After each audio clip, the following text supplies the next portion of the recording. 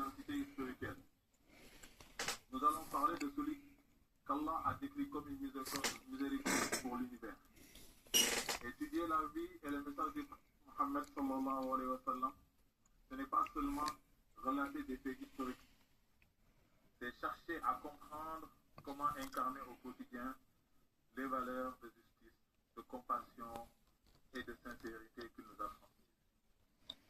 Dans un monde qui cherche souvent ses repères, sa vie reste le phare le plus lumineux pour quiconque aspire à la paix intérieure et à l'agrément divin. Notre objectif, l'objectif de cette rencontre aujourd'hui, c'est pour apprendre, pour mieux aimer, comprendre, pour mieux pratiquer, s'inspirer, pour devenir à notre tour des porteurs de bien dans notre société, surtout ici en France. Inch'Allah, le souhait qu'on a, c'est de sortir d'ici aujourd'hui avec le cœur apaisé et l'esprit enrichi. Vous prenez à notre cher modérateur Ahmed Tidiane Mané, qui va nous guider pour cette première table ronde, Inch'Allah. Donc cette table ronde où on aura le plaisir d'écouter Dr Ousmane Sow. Donc Cheikh Tidiane se chargera de le présenter et Cheikh Abdallah Fahmi. Donc Cheikh Tidiane se présentera aussi de présenter ainsi que le thème. Cheikh Tidiane, bismillah. Politique et relations internationales, c'est de je crois les sciences de la terre et les sciences humaines. Dans une approche pluridisciplinaire visant à relier environnement, société et culture. Et aussi M. Abdallah Fahmi, qui est d'origine tunisienne et qui est en même temps un citoyen sénégalais, qui est un écrivain, un conférencier et un chercheur doctorant en religion comparée avec une spécialité en géologie et en soufisme. Donc nous allons directement entrer dans le sujet et nous vous demandons votre pleine attention dans ce débat-là. Merci. D'une importance capitale pour moi et pour beaucoup de musulmans d'ailleurs et les non-musulmans. La solitude comme épreuve, développer la patience et la confiance en Allah. Je vais tout juste commencer par définir qu'est-ce que c'est que la solitude dans son ensemble et donner les trois préceptes qu'on parle de la solitude. En arabe, on dit al-wahda. D'autres diront al-uzla et d'autres diront al-wahdaniya. Mais dans cette logique, on va parler d'al-wahda parce que c'est la solitude dans son ensemble. Donc la solitude est une expérience humaine, profonde. Elle peut être choisie ou subie, temporaire ou prolongée. Dans tous les cas, elle met le cœur à l'épreuve. En islam, la solitude n'est pas seulement un état émotionnel. Elle peut devenir une épreuve, mais aussi un moyen d'élévation spirituelle lorsque le croyant y répond avec patience, comme dit Sabr. Inna Allah ma'as sabirin. Confiance en Allah, tawakkul. Hasbi Allahu alayhi tawakkaltu. Doute. Elle peut s'installer dans le silence, dans l'éloignement des autres ou même au milieu des gens. Elle peut être choisie, mais souvent elle est subie. Et lorsqu'elle s'impose à nous, elle met le cœur à nu. En islam, la solitude n'est pas seulement un sentiment, elle peut être d'éduquer le cœur du croyant. Allah a dit, ne laisse jamais son serviteur sans but. Chaque épreuve a un sens, même lorsque nous ne le comprenons pas immédiatement. La solitude vient parfois nous rappeler une réalité essentielle. Les créatures ne sont qu'un moyen, mais le véritable refuge du cœur est Allah.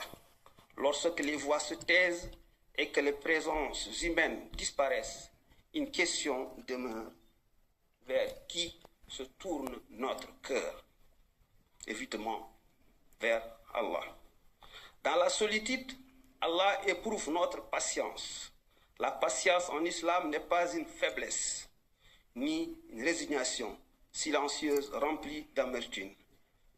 C'est une force intérieure. C'est tenir bon sans se révolter, car le décret divin, c'est continuer à obéir à Allah malgré la douleur. Et c'est protéger son cœur du désespoir. Allah dit dans Sourate 115, Al-Muhsinina. Oui, j'étais allé à cette conférence pour écouter mon ami Sao de l'UNESCO, le jeune Jamil Niane, mais qui est intervenu, comment dire encore, en ligne. Je pensais qu'il serait en présentiel. Et aussi écouter mon ami l'imam Djegen qui vient de Marseille. En réalité, c'est l'association A7 qui a organisé cet événement où il y avait des panélistes de haute facture. Malgré la fatigue, je me suis décidé à y aller quand même, puisque le sujet de la solitude et de la patience, ce sont des sujets que je connais relativement bien, puisque je les ai travaillés en patrologie sous l'éclairage de mon professeur, le professeur Djibril Samb. Origène, Clément d'Alexandrie, tous ces spirituels, ces grands maîtres ont expérimenté effectivement la solitude et la patience. Donc c'est le sens de mon propos ici. Je voudrais tout simplement dire que la solitude est une attitude, une posture, un moment. C'est tout simplement, on pourra aussi dire que c'est une propédétique, c'est une étape préparatoire. On se met en condition, on se met en retrait du monde. Et puisqu'effectivement, dans notre monde, il y a une bataille entre le corps et l'esprit, entre le corps et l'âme. Et Platon dira que le corps est le tombeau de l'âme et il faudra apprendre à mourir au corps pour renaître dans l'intelligible. Mon ami Anne Merker parlera de vision. Pour avoir cette vision-là, il faut effectivement expérimenter la solitude et être patient. C'est tout un travail de longue haleine, une épreuve effectivement pour endurcir l'âme, endurcir l'esprit. Il faut que l'esprit soit débarrassé de toutes les scories, de tout ce qui ne va pas, de tout ce qui touche au corps, au péché, à la terre. Il y a besoin dans la solitude, nécessité de s'élever. L'individu cherche effectivement à être dans un face-à-face. On retrouve cette figure dans le mythe de la caverne, effectivement, dans l'apprentissage de la connaissance, quand l'individu part du sol vers le haut, mais tout doucement, c'est tout un apprentissage, effectivement une épreuve. Et quand effectivement le disciple va voir la lumière, ce sera un choc. Ce sera moins choquant que celui qui ne s'est pas préparé. Donc c'est pourquoi effectivement la solitude est un moment préparatoire pour tout simplement atteindre effectivement l'intelligible. On accepte tout le monde. Quelle que soit la personne qu'on a en face de nous, on doit l'accepter parce que c'est un être humain. Donc, nous, on veut du bien pour tout le monde. Le musulman, il veut que tout le monde aille au paradis. Parce que c'est notre rôle. Allah nous a dit de ne pas suivre Satan, mais de suivre les prophètes. Allah, pourquoi il a créé Satan? Satan n'est pas venu tout seul dans ce monde, c'est Allah qui l'a créé. Pourquoi? C'est pour... Alors ici, c'est moi qui vais prendre la parole justement pour contribuer. Bonjour et merci beaucoup. Je suis Pape Bakary Sissoko. Bonjour docteur, content de te revoir. J'ai beaucoup aimé effectivement la présentation. Je voudrais remercier Aïmirou qui m'a envoyé l'information. Et comme j'ai vu que les panélistes étaient d'une qualité exceptionnelle, malgré la fatigue, puisque j'avais 2 missions dans le 95 et dans le 77, vous voyez, très écarté, je me suis dit, il faut que je vienne. D'autant plus qu'il y a aussi mon ami, monsieur Ndjegen, qui est venu de Marseille. Je voudrais toujours remercier vraiment ces jeunes qui... nous propose à chaque fois des conférences de qualité. Je n'ai pas souvent le temps, mais quand j'ai le temps, je viens. Et vraiment, bravo pour tout ce que vous faites. Je connais beaucoup de jeunes de la Daïra Tidiane et c'est un plaisir pour moi d'être ici aujourd'hui. Vous avez parlé effectivement du sujet de la solitude. Le jeune qui va intervenir après, je pense que c'est Jamil. Dès son premier, dans son ouvrage, La voix d'intercession du prophète dans la poésie de l'âge Maliksi. Tout de suite, il campe le débat en citant, Cheikh Hamidou Kane et la figure de Tcherno, que beaucoup de gens connaissent. Tous ceux qui connaissent la littérature africaine, vous connaissez très bien le maître spirituel dans Cheikh Hamidou Kane. Extrêmement important. Je voudrais dire, pour taquiner tout le monde, attention que tous les Sénégalais ne soient pas solitaires.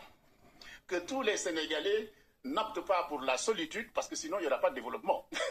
Alors il faut faire extrêmement attention. La solitude est une exégèse. C'est un travail sophistiqué contre soi-même. C'est en cela que c'est intéressant. On trouve très bien cette figure dans ce qu'on appelle la théologie chrétienne, chez Clément d'Alexandrie, chez Origène, chez Socrate, tous ces grands, chez Al-Ghazali. Chez Al-Ghazali, tous ces grands prophètes, effectivement, nous ont montré la voie. Et c'est pourquoi j'aime beaucoup Monsieur Mbeng, l'imam Mbod, qui m'a appris une chose, dafa am ku ngay top, dafa am ki ngay déglu. Voilà, comme mon Wolof n'est pas terrible, etc., mais qui est très intéressant. L'idée du modèle. L'idée du modèle. Comment effectivement suivre le modèle? Qui est-il? Que représente-t-il? Dans la patience, il y a effectivement ce qu'on appelle un tripalium, un travail sophistiqué sur soi-même. Parce que l'individu, il est double. Il se bat contre lui-même. Et c'est dans le recueillement, dans le retrait, dans l'ascèse, comme on dit en philosophie, qu'il va tenter de se retrouver pour avoir une vision. Et cette vision est une action. Et c'est pourquoi dans mon travail universitaire, je dis très bien, par exemple, que la prière est actentielle. Prier, c'est agir. On ne prie pas n'importe comment, mais la prière est une invocation pour tout simplement ressembler, agir, pour aller vers effectivement l'au-delà. Excusez-moi. Voilà, c'était ma proposition. Parfait. Donc, nous allons continuer le programme avec... bon, il souhaite intervenir vite fait. Pape, que je connais bien, et je ne suis pas surpris pour cette intervention qui est une qualité extraordinaire. Et vraiment, nous, à chaque fois qu'on a eu l'occasion de se retrouver, j'ai eu à apprendre beaucoup sur ta qualité même d'intervention, la manière dont tu dis les choses. Et effectivement, la prière, on a des normes pour prier. Et la solitude est quelque chose sur lequel on devrait vraiment s'appesantir en tant que musulman aujourd'hui, parce que la situation actuelle, et c'est sur ça que je parle actuellement, là où nous vivons aujourd'hui, la religion musulmane est attaquée de partout. Et c'est important aujourd'hui de ne pas laisser nos frères s'éparpiller. Il est important d'aller vers la solidarité. Il est très important de se donner la main pour mieux avancer, parce que c'est une religion de vérité. On n'a pas besoin de crier « Oh !» pour montrer qu'on est musulman parce qu'on a la foi. Le livre nous suffit pour dire les choses. Le livre nous suffit pour montrer que nous sommes des musulmans. On n'a pas besoin d'aller casser, on n'a pas besoin d'aller se taper aux pieds pour faire couler le sang, parce que tu ne tueras point. Dans toutes les religions, vous avez cette fameuse phrase qui nous dit « Tu ne tueras point ». Que ce soit la religion musulmane, que ce soit la religion chrétienne, que ce soit autre chose, tu ne tueras point. Et nous, on ne tuera pas. Parce que nous ne sommes pas des tueurs, nous sommes des musulmans, nous avons la foi et nous avons le cœur en Allah, et la foi nous suffit pour montrer que nous sommes sur la bonne direction. Alors, juste pour corriger, j'ai fait une petite erreur en disant Clément d'Alexandrie, Socrate, des prophètes, non, des intellectuels, des sages, c'est ce que je voulais dire, hein. J'espère que vous m'avez bien compris. Un sujet extrêmement intéressant sur la solitude, c'est la notion d'espace et de temps. Où est-ce qu'on se positionne? Comment effectivement passer effectivement du monde sensible au monde intelligible, le monde sensible qui attire le corps vers l'accessoire, le futile, l'accidentel, ce qui n'est pas universel. Alors que l'esprit, qu'est-ce qu'il veut? La spiritualité, c'est d'aller vers l'essentiel, ce qui est universel. Et Platon le montre très bien dans le Phèdre, où effectivement le cocher devait conduire un âne, un cheval ailé, un cheval qui cherchait le haut et l'autre qui cherchait le bas. Vous voyez qu'il y a un tiraillement. Qui va gagner? Qui va gagner? Il y a un qui cherche effectivement à brouter, à manger, et l'autre cherche effectivement une nourriture spirituelle. Les deux n'auront pas les mêmes attitudes. C'est ça aussi effectivement le besoin de solitude, de recueillement, de se mettre en retrait, de vivre de peu, pour pouvoir effectivement se libérer ce corps qui est extrêmement important. Le corps est important. Il ne faut pas oublier que le corps est important. Si nous voulons que notre esprit existe, il faut nourrir le corps, mais le nourrir de façon intelligente. Et c'est là qu'il ne sera plus un poids, un fardeau. Et ça, c'est important. Voilà. Et quand il est un fardeau, il tire. Il tire, c'est comme les passions, les passions, les crises, etc., etc. Et en Wolof, on dit, il faut que mom se sago, la maîtrise de soi. Voilà, c'est un apprentissage pour être maître de soi, être capable effectivement de s'autodiriger par la connaissance, par l'exercice, par le travail. Sujet extrêmement intéressant et je voudrais remercier tout le monde pour cette occasion. La qualité des panélistes, je le redis encore. Et puis, bonne continuation, c'est dans le savoir que nous pouvons effectivement mieux vivre ensemble. Si nous sommes ignorants, nous n'arriverons à rien. Il faut cultiver le savoir, la rencontre, les échanges, les critiques. Et c'est comme ça que nous allons grandir. Et c'est comme ça que nous allons avancer vers le succès. À bientôt. Merci. Pape Bakary Sissoko. Abonnez-vous. Suivez-moi.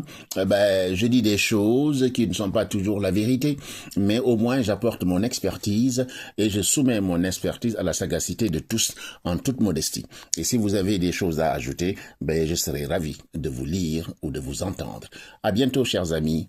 Que Dieu vous garde. Et bonne et heureuse année encore. On est en janvier. Que la paix règne, que les violences cessent, respectons nos femmes, que les femmes respectent les hommes aussi, qu'il n'y ait pas cette supériorité homme-femme, mais qu'il y ait un respect et une égalité. Et chacun doit faire ce qu'il a à faire. Les violences, il faut les bannir, il faut les arrêter, il faut éduquer autrement nos enfants, il faut être vigilant pour qu'ils ne soient pas des intégristes, qu'ils comprennent. Parce que l'ignorance est mère de tous les vices. Apprenons à connaître, à reconnaître pour mieux avancer dans la vie. N'hésitons pas à nous rencontrer. N'hésitons pas à aller vers l'autre, celui qui sait. Celui qui sait, le modèle. Et si nous apprenons, nous aurons aussi les clés pour comprendre. C'est pourquoi il faut chercher le savoir. Et qu'est-ce qu'on dit, qu'est-ce qui était dit dans le Coran, qu'est-ce que le prophète disait ou je ne sais qui, il faut aller jusqu'en Chine chercher le savoir et ce qui s'appelle Ikra. Voilà. Je voudrais vous remercier pour tout ça. Pape Bakary Sissoko depuis Paris. À très bientôt, chers amis. Merci beaucoup. Au revoir.